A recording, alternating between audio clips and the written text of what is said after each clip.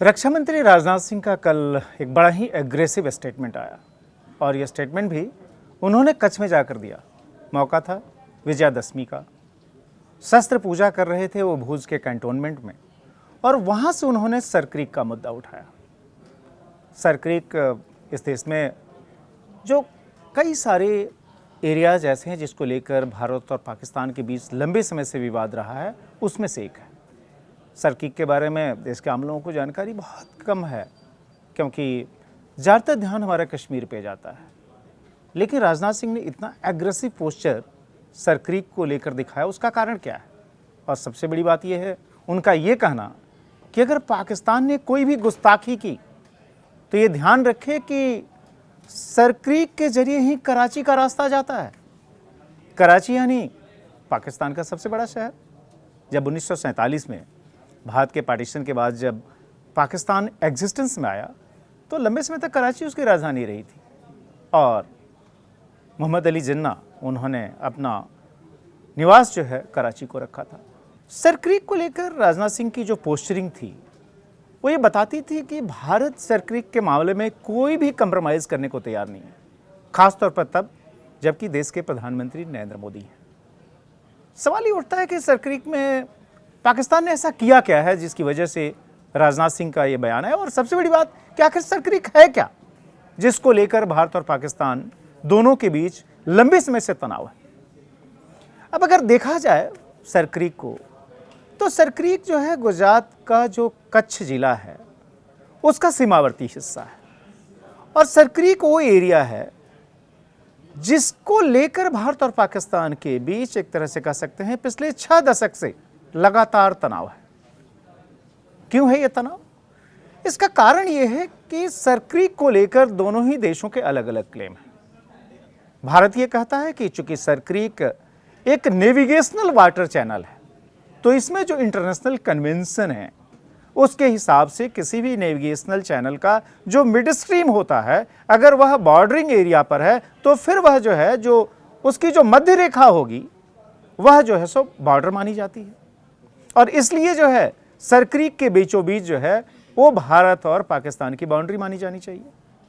पाकिस्तान ये कहता है कि नहीं जी, 1914 में जो एग्रीमेंट हुआ था जो कि कच्छ के महाराव और सिंध की तत्कालीन सरकार के बीच हुआ था, उसमें जो एक नक्शा उस एग्रीमेंट के साथ अटैच किया गया था उसमें सरक्रीक का जो पूर्वी हिस्सा है वहां तक वो उस समय के सिंध की जो पोजीशन है वो दिखाई गई थी। यानी उस समय का सिंध यानी पार्टीशन के बाद जब सिंध गया पाकिस्तान में तो आज के पाकिस्तान का हिस्सा, यानी कि सरक्रीक का पूर्वी हिस्सा जो कि भारत की तरफ है वहां तक पाकिस्तान है। इसका मतलब यह है कि पूरा का पूरा सरक्रीक पाकिस्तान का है।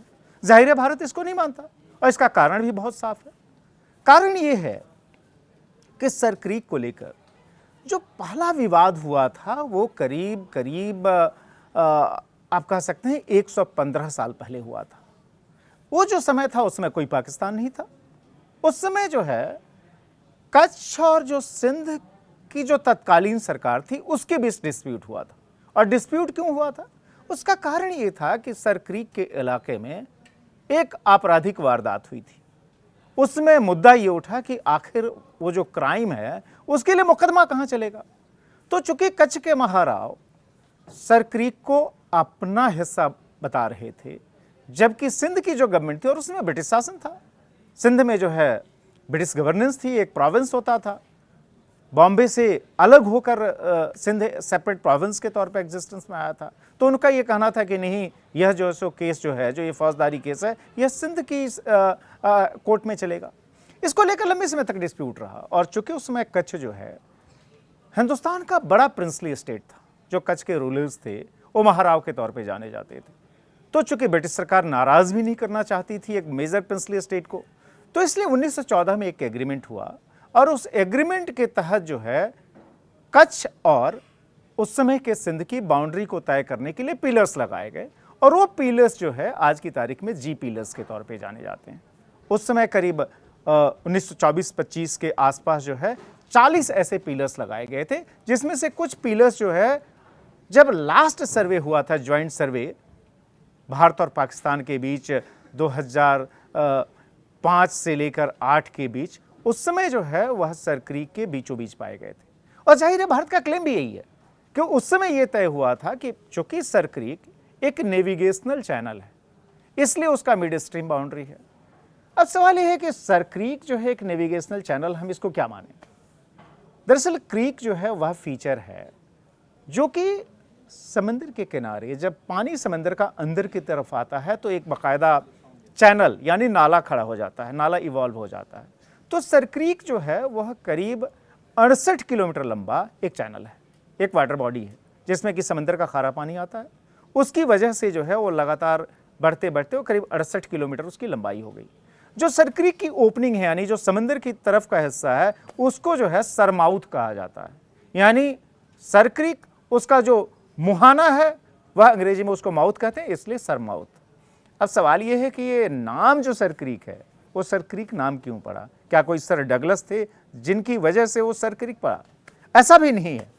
जो लोकल लिटरेचर है कच्छ के वो ये बताते हैं कि ये जो इलाका है, और आप ध्यान रखिए कि क्रीक का जो ये एरिया है उसके आसपास और भी बहुत सारी क्रीक है और वहीं पर जो सिंधु का पानी जो है वो समंदर से मिलता है। तो जहां भी नदी का यानी सिंधु नदी का मीठा पानी समंदर के खारे पानी से मिलता है, वह जो सो फिश का जो है, जो मछलियां हैं, उनका बहुत ही पॉपुलर ब्रीडिंग ग्राउंड माना जाता है। न सिर्फ वहां पर बड़े पैमाने पर मछलियां रहती हैं बल्कि वह जो है वहां पर जो है सो प्रजनन भी करती हैं। तो इसलिए सर क्रीक के इलाके में उस समय सीरी नाम की एक मछली जो है बहुतायत में होती थी, इसलिए उस क्रीक का नाम उस सीरी मछली के आधार पर सिर क्रीक रखा गया, वह क्रीक जिसके आसपास सीरी मछली पाई जाती है। आने वाले समय में खासतौर पर ब्रिटिश पीरियड में जब इसको लेकर डिस्प्यूट हुआ था तो चूंकि सिर जो है SIR से लिखा जाता था और सर भी SIR से ही लिखा जाता है, इसलिए वो पॉपुलर कल्चर में सिर क्रीक जो है सर क्रीक हो गया और इसी तौर पर अब जो है देश और दुनिया इसको जानती है। और भारत पाकिस्तान के बीच जो मेजर डिस्प्यूट है उसके तौर पर सर क्रीक की बार बार चर्चा होती है। अब सवाल ये है कि जो डिस्प्यूट है वह कितने एरिया के लिए है। अगर देखा जाए जिस तरीके से जम्मू कश्मीर में जो 1947-48 में भारत पाकिस्तान के बीच जो पहली लड़ाई हुई और उसकी वजह से जो है एक कश्मीर को लेकर हमेशा डिस्प्यूट करता रहा पाकिस्तान, तो जो भारत और पाकिस्तान के बीच अगर उस समय अगर हम देखने जाएं तो जो पश्चिमी जो ये किनारा है, जो उस समय चूंकि पाकिस्तान पूर्वी हिस्से में भी था, जो पूर्वी पाकिस्तान था, पश्चिमी हिस्से में जिस बॉर्डर पर भारत और पाकिस्तान दोनों ने एग्री किया वहां पर बॉर्डर पिलर्स लगाए गए। तो पहला बॉर्डर पिलर जो है वो जम्मू के सांबा में लगा हुआ है और जो आखिरी बॉर्डर पिलर है वह जो है बॉर्डर पिलर नंबर 1175 यानी 1175, यह जो है कच्छ के इलाके में लगा हुआ है, जहां पर कि सामने इसकी साइड में जो है सिंध प्रोविंस है। अब वो 1175 जो बॉर्डर पिलर नंबर है उसके आगे का करीब 104 किलोमीटर का इलाका, और प्रिसाइजली कहें तो 104.4 किलोमीटर का जो एरिया है, जो लंबाई है, उस पर जो है भारत और पाकिस्तान के बीच कभी कोई एग्रीमेंट नहीं बन पाया। दोनों जो है इस बारे में अपने कॉन्ट्राडिक्टरी अप्रोच रखते हैं। भारत जाहिर है जो इंटरनेशनल प्रोटोकॉल्स हैं उसका हवाला देते हुए सर क्रीक का जो मिड स्ट्रीम है उसको बाउंड्री मानता है, जबकि पाकिस्तान जो है पूरा सर क्रीक जो है वो कहता है कि वो हमारा है, और इसमें जो है वो कभी एक रूपता एकमत नहीं बन पाया और इसलिए विवाद जो है लगातार बना हुआ है। तो 68 किलोमीटर की लंबाई तो सर क्रीक की हो गई, और उसके बाद का जो एरिया जो है, जो 104 किलोमीटर में से अगर 68 किलोमीटर अगर घटा दिया जाए तो फिर जो है सो करीब करीब जो 36 किलोमीटर की जो लंबाई है वह जो कि दलदली इलाके में, यानी कुल मिलाकर ये 104 किलोमीटर का एरिया, यानी बॉर्डर पिलर नंबर 1175 से लेकर सरमाउथ तक, यानी जहां पर सर क्रीक की ओपनिंग है, जो माउथ है, वहां तक का एरिया डिस्प्यूटेड है। अब सवाल यह है कि अगर ये दलदली इलाका है तो फिर इसको लेकर इतनी हाय तौबा क्यों? इसके दो कारण हैं। एक तो यह है कि स्ट्रेटेजिक वैल्यू काफ़ी है, क्योंकि अगर मान लीजिए जो है अगर भारत का जो क्लेम है कि सर क्रीक का जो मिड स्ट्रीम है वह जो सो भारत और पाकिस्तान के बीच की जो है बाउंड्री होनी चाहिए, अगर उसे माना जाए तो उसके हिसाब से एक्सक्लूसिव इकोनॉमिक जोन डिफाइन होता है। जैसे इंटरनेशनल प्रोटोकॉल्स हैं, जो सी कोस्ट होता है उससे आगे 200 नॉटिकल माइल तक उस पर्टिकुलर कंट्री का एक्सक्लूसिव इकोनॉमिक जोन होता है, जिसमें हर किस्म के रिसोर्सेज पर उस देश का अधिकार होता है। अगर आपने सर क्रीक में 2-4 इंच भी दाएं बाएं अगर आप पोजीशन को मान लेते हैं तो फिर समंदर के अंदर जो है सो हजारों नॉटिकल माइल का एरिया चेंज हो जाता है, क्योंकि सीधे 200 नॉटिकल माइल की लंबाई से जुड़ा हुआ मसला है। थोड़ा सा भी एंगल चेंज हो गया तो उसी हिसाब से जो है एक्सक्लूसिव इकोनॉमिक जोन किसी देश का चेंज हो जाता है। इसलिए भारत जो है, जो पाकिस्तान का हमेशा एक अटेम्प्ट रहता है कि वह किसी तरीके से पूरे सर्किल पर कब्जा कर ले, उसको जो है रोकने की कोशिश करता है, मजबूती से उसका सामना करता है। अब सवाल ये उठता है कि विवाद जो है यह कब से एग्रेसिव फॉर्म में आया। अगर इसको देखा जाए तो ये करीब करीब जो है सो 60 के दशक में शुरू हुआ, और खासतौर पर 1965 में इस पर काफ़ी ध्यान गया। ध्यान रखिए कि 1965 में जो भारत और पाकिस्तान के बीच जो रेगुलर युद्ध हुआ, उसके पहले पाकिस्तान ने कच्छ में एक प्रोबिंग एक्सरसाइज के तहत, यानी भारत का जो विल था, जो रिजॉल्व था, उसको जानने के लिए उसने ऑपरेशन जिब्राल्टर लॉन्च किया। अब ये जो ऑपरेशन था, इसके तहत उसने क्या किया कि चूंकि उस समय जो कच्छ के रन का जो इलाका था, उसमें कोई बहुत ज़्यादा सिक्योरिटी प्रेजेंस नहीं थी, दलदली इलाका था, किसी का फोकस नहीं था, तो गुजरात में जो है गुजरात स्टेट रिजर्व पुलिस के जवान और कुछ सीआरपीएफ के जवान और रन के उस इलाके में वो चौकसी का काम करते थे। उस समय कोई रेगुलर बॉर्डर सिक्योरिटी फोर्स नहीं होती थी। इनफैक्ट 1965 में जो भारत और पाकिस्तान के बीच जो लड़ाई हुई, उसकी शुरुआत जो कच्छ से हुई, उसके बाद से बीएसएफ की आवश्यकता महसूस हुई और फिर बीएसएफ की नींव डाली गई। बीएसएफ एक बॉर्डर गार्डिंग फोर्स के तौर पर रेज की गई। उसका कारण जो है बेसिकली कच्छ ही था। चूंकि कच्छ के इलाके में पाकिस्तान ने अचानक जो है अपने सैनिक जो है उनको घुसे डाले और एक बड़े हिस्से पर कब्जा कर बैठा। जाहिर है उस समय शास्त्री जी की सरकार थी, लाल बहादुर शास्त्री देश के प्रधानमंत्री थे। उन्होंने उसका मजबूती से जो है सो सामना करने की ठानी। फिर भारत की तरफ से जो है जवाबी कार्रवाई की गई। ये मामला पूरा का पूरा इंटरनेशनलाइज हुआ। उसकी वजह से उस समय जो ब्रिटिश प्राइम मिनिस्टर थे हेरोल्ड विल्सन, उनकी अगुवाई में एक ट्रिब्यूनल बना और उसने जो है सो ये डिसाइड किया कि कच्छ के रन का जो करीब 10% एरिया है वह जो है पाकिस्तान को दे दिया जाए, जो इलाका जो है भारत का होता था।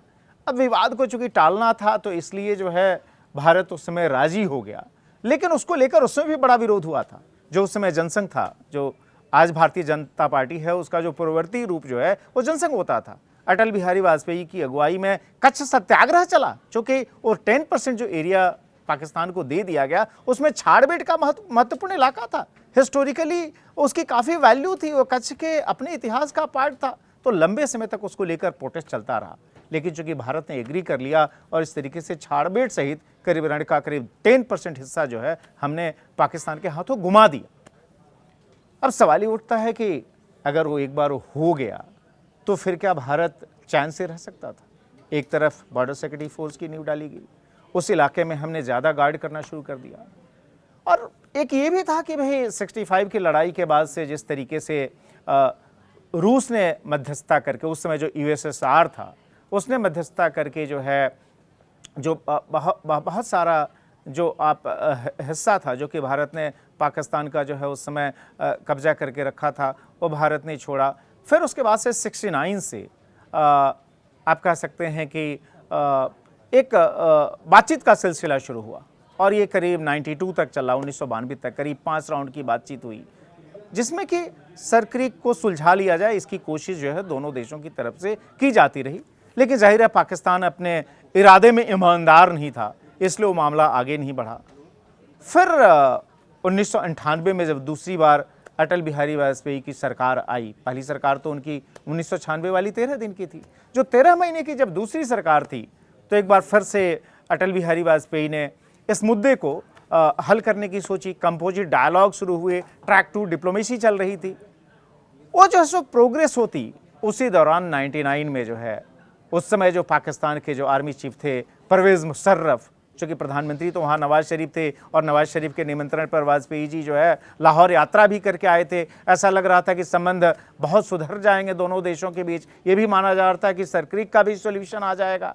लेकिन जो है पाकिस्तान ने और ख़ासतौर पे पाकिस्तान के सैन्य हुक्मरानों ने, जो पाकिस्तान के तत्कालीन उस समय आर्मी चीफ थे परवेज़ मुशर्रफ, उन्होंने जो है एक तरह से छुरा घोंपते हुए भारत पर और कारगिल में घुसपैठ कर डाली। कहा गया कि नहीं जी ये जो है कबायली है, जबकि पाकिस्तान की रेगुलर फोर्स कारगिल में घुसी थी। कारगिल के जो कई सारे जो मेजर पीक्स थे उस पर कब्जा कर लिया गया।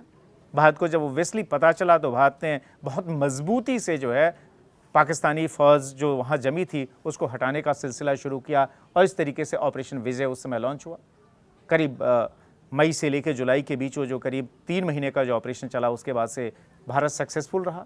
पाकिस्तान की हालत ख़राब हो गई। पाकिस्तान जो पहले इनकार कर रहा था कि उसकी अपनी फ़ौज नहीं है, जब बड़ी कैजुअलिटी होने लगी तो वहाँ से सेफ एग्जिट उसने ढूंढना शुरू किया। उस समय अमेरिका के राष्ट्रपति बिल क्लिंटन थे। बिल क्लिंटन के पास उस समय पहुंचे नवाज शरीफ जो उस समय प्राइम मिनिस्टर थे, जब उनसे भीख मांगी फिर बिल क्लिंटन ने भारत को कन्विंस किया कि ठीक है वह जो सो भागने के लिए तैयार हैं कि आप उनको जो है जाने दीजिए, और इस तरीके से भारत ने युद्ध विराम किया, सारे के सारे पिक्स को वापस अपने हाथ में हासिल किया और इस तरीके से पाकिस्तान को जो है वहाँ से मुँह की खानी पड़ी। लेकिन इसकी वजह से क्या है कि पाकिस्तान की जो आदत रही है कि बार बार हारता है लेकिन सबक नहीं सीखता, उसने उसी समय सर क्रीक में फिर से एक्टिविटी चालू कर दी। 99 की बात है ये, जुलाई में कारगिल वार खत्म हुआ और 99 अगस्त में लगातार पाकिस्तान के जो टोही विमान हैं वह सर क्रीक के इलाके में चक्कर लगा रहे थे। भारत ने एक बार इग्नोर किया, 2 बार इग्नोर किया, तीसरी बार जब अटलांटिक नामक जहाज़ फिर से भारत के इलाके में, खासतौर पे सर क्रीक के इलाके में जब वो लगातार शॉटी भर रहा था, जो नलिया में हमारा एयरबेस है, यानी कच्छ जिले में नलिया एयरबेस है भारतीय वायुसेना का, वहाँ से मिग विमान हमारे उड़े और अटलांटिक को मार गिराया। अटलांटिक में उसमें 16 पाकिस्तानी फौजी और मौजूद थे, सब के सब मारे गए। और मज़े की बात यह है कि अटलांटिक का मलबा उसी सर क्रीक के इलाके में जाकर गिरा जिस सर क्रीक को पाने के लिए 60 के दशक से ही पाकिस्तान हर किस्म की साजिश कर रहा था। ओब्वियसली जब ये घटना हुई उसके बाद से तनाव और बढ़ा, आगे ये प्रोसेस बढ़ नहीं पाई। 2004 में क्या हुआ कि फिर वाजपेयी की सरकार, जो तीसरी बार उनकी सरकार बनी थी, जो 99 से 2004 के बीच चली थी, वो सरकार केंद्र में सत्ता से बाहर हुई और यूपीए की सरकार आई। मनमोहन सिंह प्रधानमंत्री बने। बड़ी जो है एक तरह से, चूँकि मनमोहन सिंह खुद भी मूलतः जो पाकिस्तान का इलाका है वहीं पर उनका जन्म हुआ था, वहाँ से शरणार्थी के तौर पे भारत में आए थे, तो उनकी बड़ी इच्छा थी कि हम भारत पाकिस्तान के बीच फिर से दोस्ती क्रिएट करें, दोस्ताना माहौल क्रिएट करें। तो उस समय जो है जो कॉन्फिडेंस बिल्डिंग मेजर्स जो हम कहते हैं CBMs, उसमें से एक था कि भाई सर क्रीक को भी जो है सॉल्व किया जाए। ये सब जब प्रोसेस चल रही थी, इसी प्रोसेस के तहत कई राउंड की बातचीत हुई और उसके बाद से 2005 में ये तय किया गया कि एक जॉइंट सर्वे हो सर क्रीक के इलाके का। तो 2005 से लेकर 2008 के बीच पहले लैंड पर, फिर जो है सर क्रीक के अंदर जॉइंट सर्वे हुआ, जिसमें कि भारत और पाकिस्तान जो है दोनों तरफ के अधिकारी उसमें शामिल रहे। भारत की तरफ से सर्वे टीम का उस समय उसकी अगुवाई कर रहे थे ब्रिगेडियर समुद्रा, और करीब 3 साल की इस प्रोसेस के बाद से एक जॉइंट रिपोर्ट तैयार हुई और उसको सबमिट भी किया गया, लेकिन फिर कुछ आगे हुआ नहीं। और आगे क्यों नहीं हो पाया, इसका कारण ये रहा कि 2008 में पाकिस्तान ने फिर साजिश के तहत मुंबई में सीरियल अटैक करवाए, जो 26/11 हमले के तौर पर पूरे देश और दुनिया में वो घटना जो है एक तरह से कह सकते हो नोटोरियस घटना जो है उसको जाना गया, जिसमें कि बड़े पैमाने पर जो है भारतीय नागरिक ही नहीं, कई सारे विदेशी नागरिकों की भी हत्या पाकिस्तान से जो आतंकवादी भेजे गए थे, जो कि एक तरह से कह सकते हैं कि सर क्रीक के बगल से ही निकलकर वो आए थे मुंबई तक और उन्होंने हमला किया। तो फिर सर क्रीक जो है सो फिर से बैक बर्नर पर चला गया, उसमें सोल्यूशन की कोई राह नहीं बनी। इस बीच पाकिस्तान ने क्या किया कि सर क्रीक के इलाके में अपने कुत्सित इरादे को और आगे बढ़ाते हुए उसने जो है एक्स्ट्रा डिप्लॉयमेंट करनी शुरू कर दी। और एक्स्ट्रा डिप्लॉयमेंट क्या थी? पहले क्या था कि जिस तरीके से भारतीय सीमा पर बॉर्डर सिक्योरिटी फोर्स तैनात है, चूंकि यह बॉर्डर गार्डिंग एजेंसी है, उसी तरीके से पाकिस्तान की तरफ पाकिस्तान रेंजर्स तैनात होते थे। लेकिन 1999 में जो अटलांटिक वाली घटना हुई, यानी जो अटलांटिक टोही विमान था पाकिस्तान का, उसको भारतीय वायुसेना के मिग विमानों ने मार गिराया था, उसके बाद से उसने सर क्रीक के इलाके में पाकिस्तान ने अपने जो नेवी के जो इलीट मरीन कमांडोज जो हैं, जिनको कि पाकिस्तान मरीन्स कहा जाता है, उन यूनिट्स को, उसको तैनात कर दिया। बहुत दिनों तक ये भारत के ध्यान में ये बात आई ही नहीं, लेकिन उस समय BSF के एक अधिकारी जो कि तैनात थे उस इलाके में, उन्होंने जो है सो आइडेंटिफाई किया कि यह इसने तो रेंजर्स के साथ साथ उसने पाकिस्तान मरीन्स तैनात कर दी है। उसके बाद से भारत और सतर्क हुआ, चौकन्ना हुआ, और उस इलाके में चूंकि दलदली इलाका है, वहाँ सरक्रीक तक पहुंचना भी काफ़ी मुश्किल का काम है। वहां पोस्ट बनाना तो दूर की बात है, आप जो है अगर कोटेश्वर के पास से, जो भारत का सबसे पश्चिमी समुद्री हिस्सा है, जो लैंड बेस है समंदर के ठीक पहले, अरब सागर के पहले, अगर बात के नक्शे को देखा जाए तो जो सबसे पश्चिम का हिस्सा है भारतीय के नक्शे में वो है कोटेश्वर। कोटेश्वर से करीब जो है 1.5-2 घंटे आपको लगता है, अगर आप फास्ट वेसल से जाते हैं तब आप सरक्रीक के माउथ पर पहुंचते हैं, जिसको सर माउथ कहा जाता है। वहाँ पर भी जो है एक तरह से कह सकते हैं काफ़ी सारे रास्ते में अवरोध आते हैं, बहुत मुश्किल है वहाँ तक पहुँचना, उसमें लगातार गार्डिंग करना मुश्किल काम था। तो फिर फ्लोटिंग BOPs जो है, यानी वो बड़े बड़े वेसल जो कि फ्लोट कर सकते हैं, और उस पर जो है बॉर्डर सिक्योरिटी फोर्स के जवान जो है अपने हथियार के साथ तैनात रहने लगे, ताकि पाकिस्तान कोई भी जो है घुसपैठ न कर पाए, अपने किसी कुत्सित इरादे में कामयाब न हो पाए। इस तरीके से पाकिस्तान मरीन्स के तौर पर जो चैलेंज पाकिस्तान ने पेश किया उस इलाके में डिप्लॉय करके, उसका जो सो BSF की तरफ से बड़ा मजबूती से जवाब दिया गया। फिर क्या हुआ कि 2008 में जो घटना हुई, जो सीरियल अटैक मुंबई पर हुए, उसके बाद से फिर से सारी बातचीत खत्म हो गई। लेकिन सवाल यह है कि सरक्रीक को लेकर, चूंकि सरक्रीक पर पाकिस्तान की निगाह हमेशा से इस वजह से रही है क्योंकि माना जाता है कि वह रिच हाइड्रोकार्बन का एरिया है, वहाँ पर आपको पेट्रोलियम हासिल हो सकता है। दूसरा, स्ट्रेटेजिक वैल्यू तो है ही, उसके हिसाब से सरक्रीक का कितना एरिया किसके पास है, उसके हिसाब से आपका एक्सक्लूसिव इकोनॉमिक जोन तय हो सकता है। यही नहीं, अगर आप देखें, अगर आप सरक्रीक के पूर्वी किनारे तक अगर पाकिस्तान आके बैठ गया तो वहाँ से सिर्फ कच्छ ही नहीं एक्सपोज होता, बल्कि कच्छ की खाड़ी के दूसरी तरफ जामनगर का इलाका है, जामनगर जिला है, वहाँ पर कई सारे मेजर इंडस्ट्रियल कॉम्प्लेक्स हैं इस देश के, जहाँ से कि देश की GDP को बहुत बड़ा सपोर्ट मिलता है। तो जाहिर है भारत रणनीतिक तौर पर सरक्रीक में किसी भी किस्म का कंप्रोमाइज नहीं कर सकता।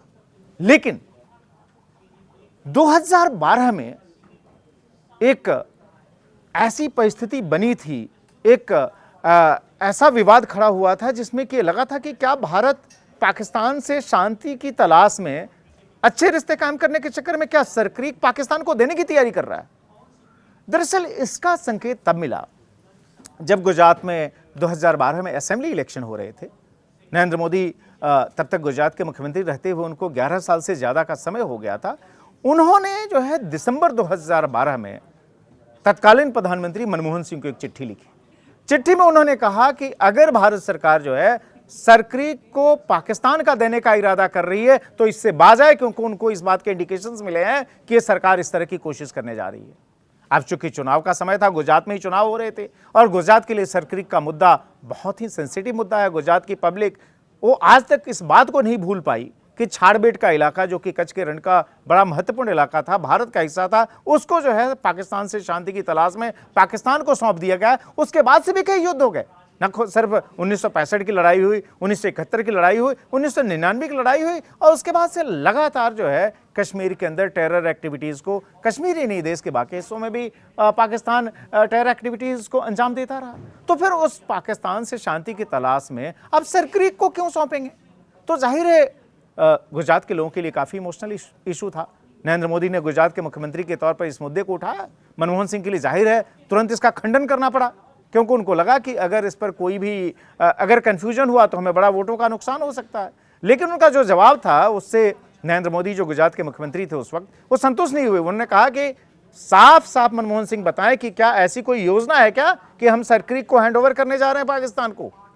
और ये मुद्दा काफ़ी गर्मा गया लोगों को, खासतौर पर जो नरेंद्र मोदी की चिट्ठी थी और उसमें उनका जो बयान था, उससे ये लगा कि कहीं मनमोहन सिंह की सरकार, जो कांग्रेस लेड जो UPA गवर्नमेंट थी, कहीं ऐसा तो नहीं कि सरक्रीक को पाकिस्तान को देने जा रही हो।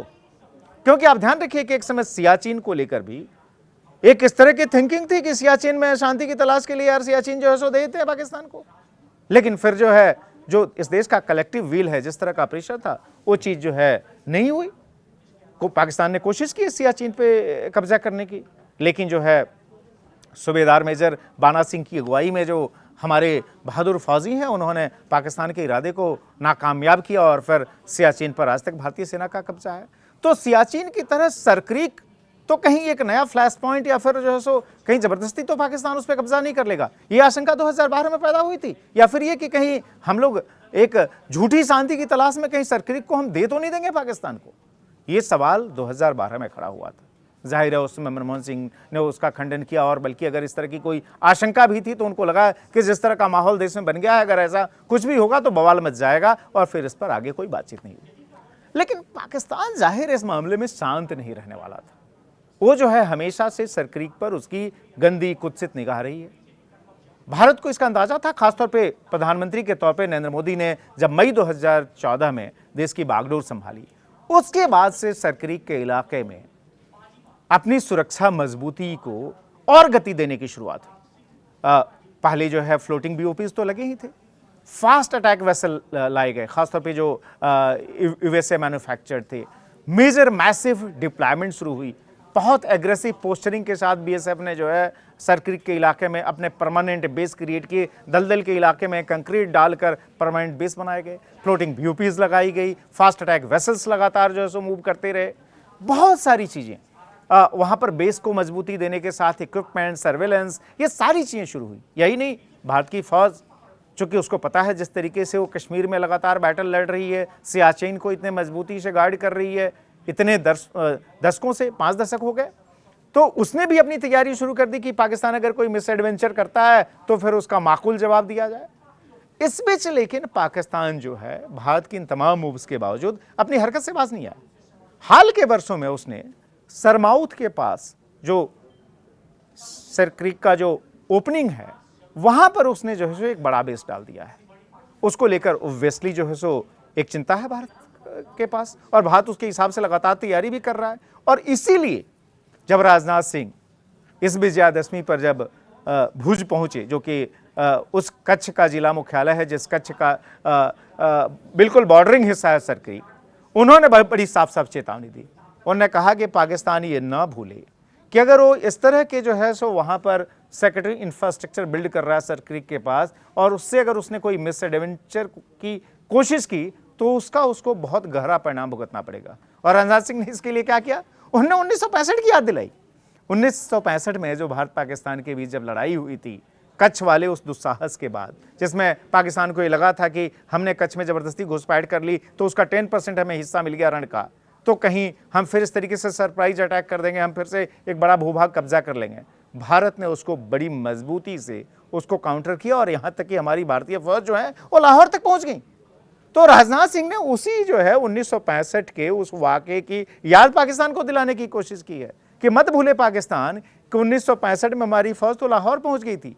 अगर 2025 में, यानी जो है उस घटना के 1965 की उस घटना के 6 दशक बाद, अगर पाकिस्तान ने गलती से भी सरक्रीक में किसी भी किस्म की मिस एडवेंचर, बदमाशी, गुस्ताखी करने की कोशिश की, हड़पने के लिए कोई नापाक हरकत की, तो भारतीय फौज, भारत के सशस्त्र बल उसका बड़ी मजबूती से प्रतिकार करेंगे। और वो सिर्फ सरक्रीक तक सीमित नहीं रहेगा, उनने कराची को जोड़ दिया। ये कहा कि यहां से सीधे सीधे जो है सरक्रीक के रास्ते ही कराची का रास्ता आ जाता है।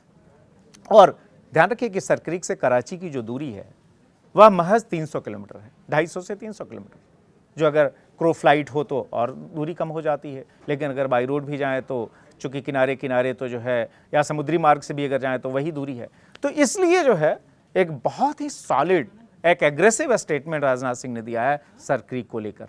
और मुझे लगता है कि पाकिस्तान को इसकी गंभीरता से नोटिस लेनी चाहिए, क्योंकि उनके जो सैन्य हुक्मरान है, जिनके पास रियल पावर हमेशा पाकिस्तान में रही है, उनको लगता है कि अब चूंकि कश्मीर में तो दाल गल नहीं रही है, जम्मू कश्मीर की कौन कहे, जो पाक ऑक्युपाइड जम्मू कश्मीर है, वहाँ पर पाकिस्तान की गवर्नमेंट और वहाँ की फौज के खिलाफ लगातार प्रदर्शन हो रहे हैं, वायलेंट प्रोटेस्ट हो रहे हैं। हालत ये है कि वो पीओजेके के लोगों पर ही गोलियां चला रही है पाकिस्तान की फौज।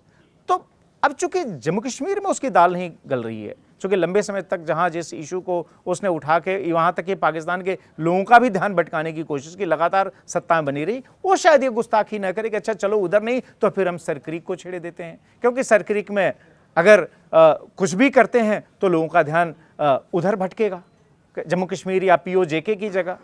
तो इसीलिए जो है काफ़ी सख्त वार्निंग जो है सो भारत की तरफ से भारत के रक्षा मंत्री राजनाथ सिंह ने दिया है। और मुझे लगता है कि ऑपरेशन सिंदूर, चूंकि प्रधानमंत्री नरेंद्र मोदी बार बार कह रहे हैं कि ऑपरेशन सिंदूर ऑन है, यानी पाकिस्तान ने अगर सरक्रीक की तरफ कुछ भी किया तो भारत वैसे ही मजबूती से जवाब देगा जैसे कि पहलगाम में पाकिस्तान ने जो प्रॉक्सी वार के तहत जो अपने टेररिस्ट भेज कर जिस तरीके से धार्मिक आधार पर पर्यटकों की, सैलानियों की वहाँ हत्या करवाई थी, उसका जिस तरीके से ऑपरेशन सिंदूर के तहत जवाब दिया गया, उसी तरह का प्रतिकार जो है वह जो है अगर किसी भी किस्म की बदमाशी जो है सर क्रीक के इलाके में पाकिस्तान की तरफ से हुई तो वो होगा। ये बहुत साफ सिग्नल है और इस सिग्नल का अर्थ ये है कि अगर कुछ ऐसी गड़बड़ी पाकिस्तान करता है तो सिर्फ सर क्रीक में ही जवाब नहीं दिया जाएगा, वो कराची तक जा सकता है। और कराची को लेकर वैसे भी पाकिस्तान को याद रखना चाहिए कि 1971 में कराची का क्या हाल किया था भारत की नेवी ने या भारत की एयरफोर्स ने। इस बार भी ऑपरेशन सिंदूर में भी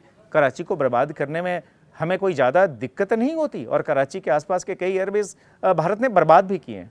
तो इसीलिए जो है एक टाइमली वार्निंग है और ये टाइमली वार्निंग जो है सर क्रीक की जो स्ट्रेटजिक इंपॉर्टेंस जो है, उसकी जो कमर्शियल इंपॉर्टेंस है, उसकी तरफ भी देश के लोगों का ध्यान दिला गई है।